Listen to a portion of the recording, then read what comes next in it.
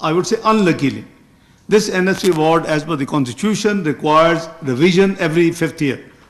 It's meant for 5 years as per the constitution of Pakistan. But luckily, it also contains a provision that if it doesn't happen, till the next award, no matter how long, that award will continue. So there has been long pauses when the consensus could not be built even on a new award. And the award which was finalized in December 2009, which is still in place and in vogue in the country, it was the first time the resources distribution to the provinces was not based on population alone. It was the level of development, it was the diversity of population, and there were 4 criteria. Population has about weight of about 80% to the best of my memory, 80 or 82. So rest is, so it's a weighted formula, but those are now और आज हम 2026 में बैठे हैं. You can imagine, I did my best, try my best, 2013-17 to do the next award, but I couldn't get enough support. You see, the federal government, after that huge shift, either all these responsibility would have to be shifted to the provinces, because federal government doesn't have enough resources. It has number one, the huge public debt servicing. 2017, when I left, it was less than 2,000 billion. I wanted to enter into political discussions, but when I came back, it was 10,000 billion debt servicing. Multiple reasons. The rupee got devaluation to 1/3 value, and on the other side, there's about almost 80% increase in the public debt. So you see, these multiple issues need to be addressed. And second is obviously, the defense is for the entire country. Defense is not for the Islamabad or the federal area. So there got to be innovative way to create a balance in the NFC award. Obviously, Finance Minister Saab abhi shuru karenge process for the next NFC award, but I see it a little complicated, because everybody will have to feel with open mind how we fix, because otherwise the federal government will remain always in red, or they should abandon. We are still running higher education. It's about double-digit heavy, amount of billions of rupees we allocate. Education is, if it's provincial subject, now they have these resources. They should be able to fund it. Likewise, we have so many parallel bodies still working, which was supposed to be closed after the 18th Amendment.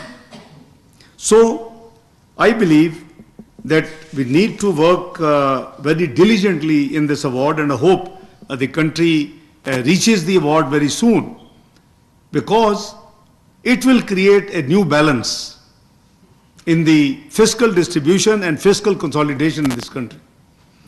So, GB and AJK, obviously, each plus all provinces has unique strengths. Punjab has agriculture, Sindh has ports and industries and it's a commercial hub. KP has minerals and mountains which attract tourism and investment. And Balochistan, you must have heard, is untapped natural wealth. We have a lot of rare earth material.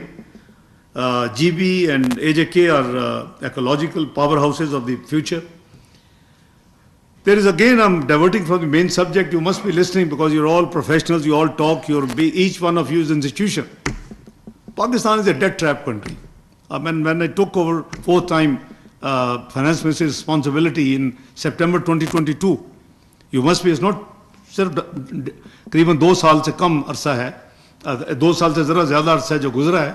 Everybody is talking in this word, inside and outside Pakistan, Pakistan will default. Pakistan will data देते थे, ये date पे default करेगा, ये date पे default. Even rating agencies will give date.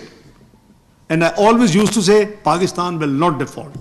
X institution, support or no support, and I believe in this thing. When I was preparing the last budget in June 2023, budget for fiscal year 2023-2024, before leaving the PDM government, all business leaders, they would come in line with my past habit. I used to consult them. So they used to come very depressed. Oh, we are thinking to sell our business, to shift to Dubai, to X and Y. I said, why? We have become debt-trapped country. I said, well, Pakistan has problem. But this country was 24th global economy in 2017-18. From macroeconomic unstable economy in 2013. What went wrong? You have best of indicators. You have highest of foreign exchange reserves. Still not beaten. The world rating agency were writing, Bloomberg and all other credible institutions, they look at Pakistan and forget about the neighbors. And Pricewaterhouse wrote that Pakistan is likely to be the part of G20s in the very near future, not later than 2030. What went wrong? We just abandoned the policies. This country has seen cycles because of the political instability, the leg pulling, the lack of continuity of the policies, and we saw what happened. We declined to 47th economy by 2022. Partly coward, partly our failure in pursuing the right policies. Our debt jumped to, as I said, from 2,000 billion per annum servicing to 10,000 billion. We can't afford. The inflation skyrocketed. The policy rate went double digit. So you can't run the business. So the 2022-2023 period was just to fight to avoid default. And I am giving next sentence very carefully and with full responsibility. I hope I'm wrong. I have no confusion or no suspicion that there was a desire that Pakistan should default. Particularly certain global actors. Why? You are a nuclear country, you are a missile power. Nobody would like to see you economic power. You have the ability to be economic power. And I used to tell these business people who used to come debt trap, I says, hang on. What is the external debt of Pakistan? 130 billion. I say, have you ever looked at what God has blessed this country with? At least $10,000 billion of rare earth material, mines and minerals, hydrocarbons, stones. So you have to work hard, that's all. Streamline the things. Let's be united, let's be one nation. Let's work hard, let's work for the next generations. Take the country out of woods, once and for all. Only then you will be respected. फिर आपके green passport की इज्जत होगी. तो ये दुख भरी दास्तान जो है मुझे बड़ी तंग करती है as Pakistani. Professionally, I'm like you, I'm chartered accountant. I qualified 74 from UK. So I've worked with the Middle East, with different parts of the world. So I know what it means. लेकिन मैं समझता हूं कि अगर हम आज भी ये जो आप एक्सरसाइज करें, it's a great exercise. Believe me.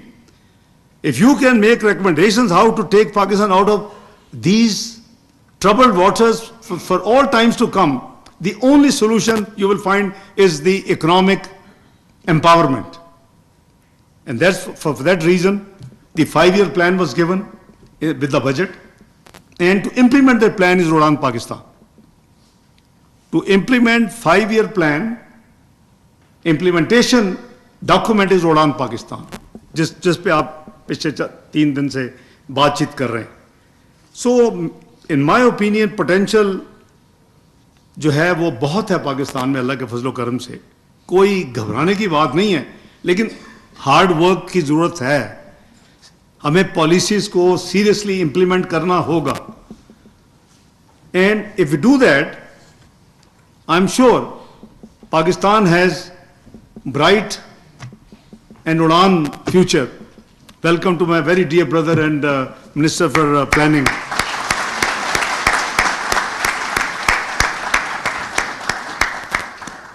ये मुझे बड़े ही अजीज हैं, मेरे भाइयों की तरह हैं. और प्राइम मिनिस्टर कहा करते हैं कि इकबाल देर से ही आता है, for obviously for genuine reasons. So ये हमारी मजबूरियाँ होती हैं. हम जब कमिट करते हैं, जैसे मैंने आपके आने से पहले मैं अर्ज कर रहा था कि जब मैंने कमिट किया था उसमें मेरी एक मेजर कमिटमेंट थी कि Hungarian foreign minister was visiting and I had to spend with him many things and by the way they were good outcomes. वो आज बाय द वे GSP+ आपको कमिट कर गए support. They have abolished visa from today on the diplomatic passport to visit Hungary. Number 3, 400 scholarships, one of the highest to any country they will give. They will continue 2026, 2028. They have signed 2 MOUs with me on one, this culture, heritage and archaeology. और इसके साथ साथ 2 committees of the multilateral UN. So I think this meeting since 10 o'clock made my day. तो उनकी आखिरी call जो थी वो करीबन 2:15 तक प्राइम मिनिस्टर पे होनी थी, after everything is done and concluded. तो उसके बाद मैंने कमिट कर लिया. मुझे नहीं पता था कि 2 दिन पहले हमारे हमसाया मुल्क के, वो भी अच्छी बात. We have been disconnected with our second neighbour for long time. So after I took this responsibility, my dear brother Ahsan Iqbal Sahab knows I have been actively advocating a must re-engage Afghanistan. And हमारी एक advance party 2 दफ़ा पिछले चंद दिनों में होके आई है. आज उनके कॉमर्स मिनिस्टर तशरीफ लाए हैं. Obviously you have multiple agenda. If I have to visit has to be meaningful. So inshallah we'll give you good news in the next few days. That I'll be in Kabul in the morning and come back to Islamabad in the evening. So, like me, he is also, Professor Ahsan Iqbal Sahab, my dear brother, he is also heavily occupied. So, where I was saying that Pakistan's prosperity is not rooted in a single capital, it is woven into every district, every province. Before Choice Up you came, I explained some background of the 18th Amendment. We were together, and then NFC award, and then shifting of the resources, and the much bigger responsibility in provinces, and the current imbalance, of the fiscal space for the federal. This all I have, while waiting for you, I'll given my, ideas and my thoughts shared with honorable ladies and gentlemen here. So, where digital Pakistan must begin?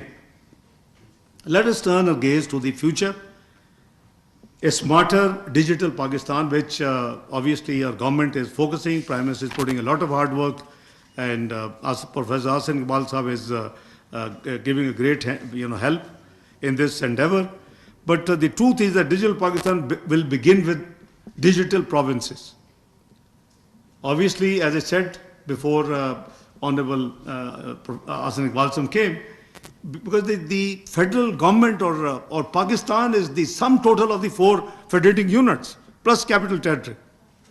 So if they do well, Pakistan will do well. If they do weak, Pakistan will do weak. It is all indicators, the sum total of the delivery of the 4 provinces. So I think we need to obviously focus on this thing: digital services, e-payments, real-time data, smart schools. They are no longer luxuries, they are necessities for a modern state. अब आजकल आपने पढ़ा होगा कि अब तो satellite से internet service और सारी चीज़ें compete हो रही हैं. West is taking the lead. Many actors are visited Pakistan recently. Obviously, East में भी कुछ बड़े जो players हैं, global powers. अभी जिनकी ये कह रहे थे मैं मीटिंग करके आया हूँ, तो वो भी obviously they are in the run. So we welcome all. But it is a digital race. It's a digital, something which one could not conceive few years back that it will be that fast. So we have to catch up the speed. Udaan Pakistan remind us, transformation begins not in the capital, as I said, but in communities. When a farmer in Bahawalpur accesses weather data on his phone, when a patient in Quetta has medical history of him and his family stored digitally in his phone, when a student in Skardu logs into a virtual classroom, this is when smarter Pakistan becomes a lived reality. Now this is what we should all aim at. Where resilience is built, we live in an age of cascading crisis. You have seen the recent tariff wars. The big powers are contesting. हमारे भी लोग कुछ panic हुए थे. मेरी तो advice थी कि कूल डाउन, कोई फिक्र वाली बात नहीं है, because our peer competitors are also facing the same thing. हमें अगर 29 है तो नेक्स्ट डोर नेबर इंडिया को 27 है, बांग्लादेश को 38 है, वियतनाम को 48 है, और peers with whom we compete, we are in the same. So its ultimate load is going to be the American consumer, and they have to pay. The importer will have to pay and pass on. So I smell, unless they take corrective action, inflation there, and inflation will lead to recession, and recession will obviously harm the global economies. So you see this big race is already there, and this pandemic which we saw, COVID, flood, 2022, heat wave, or any other calamity, the province is both the first responder and the final safeguard. You must have seen that federal government, Prime Minister on human grounds takes the very key role. You saw PDM government floods 2022, but the primary responsibility is that of the provinces. So unless they come up to the expectations and the requirement which are to be there to face the challenges and unfortunate calamities, you see, we will not be having the fair outcome. No matter how much the federal government would do, it will still be not enough. So national resilience is, as I said, not centralized. It is constructed district by district through capable and responsive provincial leaderships. We have now system, we have National Assembly, we have provincial assemblies. Obviously, we are working, and Professor Saab is contributing in that we have to further, down to the local bodies system. We have to make it active. Only then we'll be able to make these problems more handleable. National resilience, as I said, need to be handled. Now, where inclusion becomes real, let us speak of justice and inclusion. Not as slogans, but as deliverables. Provinces are closest to the people realities. They know the languages, the customs, the disparities. They are the best positioned to empower women and girls, support marginalized communities, uplift persons with disabilities, and celebrate a rich ethnic and religious diversity. True inclusion does not trickle down unless they all are united and has a common approach. Otherwise, again, there will be inequalities. Where innovation is born, let's talk about that. Innovation often begins where the challenges are greatest. That's why they say that challenges bring opportunities with them. So we may look to federal institutions for leadership, but many of Pakistan's bolder reforms have to begin in the provinces. A digital agriculture platform in KP, a climate adaptation initiative maybe in Sindh. They had huge losses. The flash floods 2022. They are still doing a lot of great work. Restoration of schools, building of houses. Federal government has been hand-holding.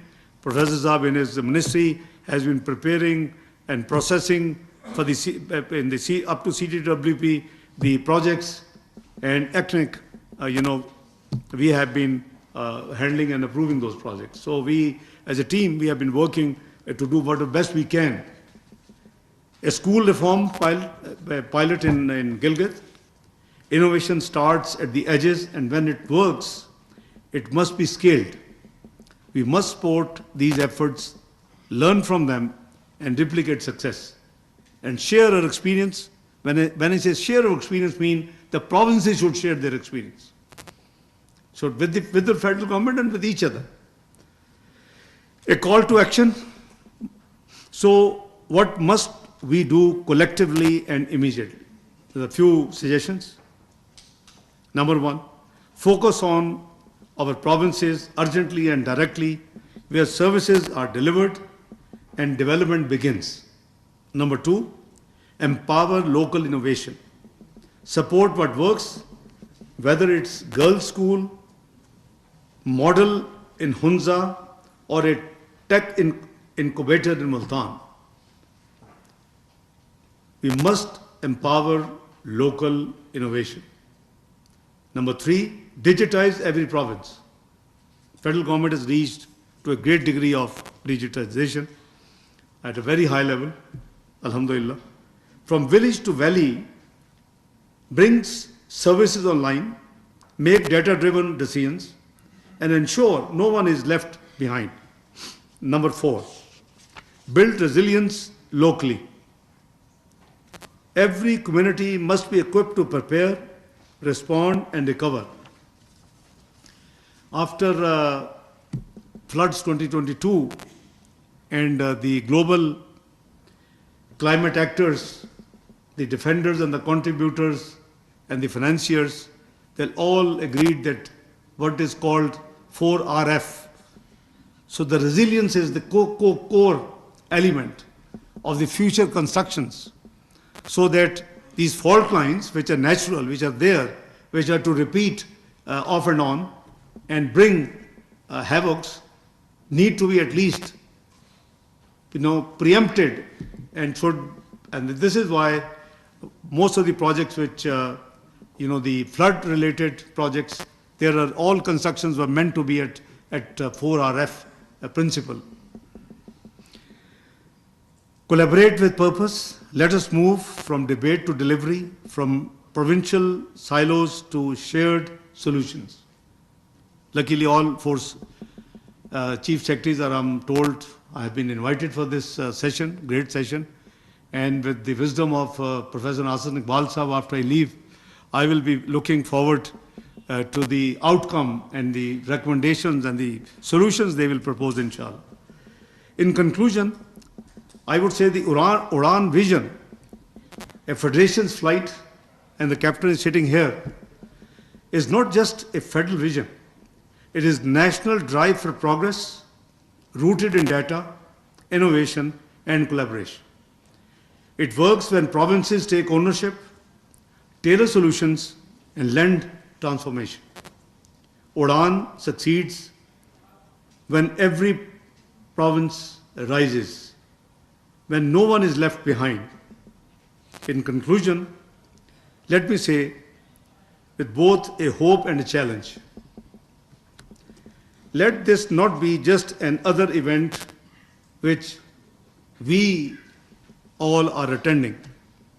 Let it be the moment we choose to act, and act boldly, collaboratively, and with conviction. Because when Pakistan takes flight, every province must lift, every citizen must rise. A smarter, stronger, more inclusive Pakistan cannot be imagined from one office. It must be built in every street, every school, every clinic, and every farm, and every hook and corner of this country.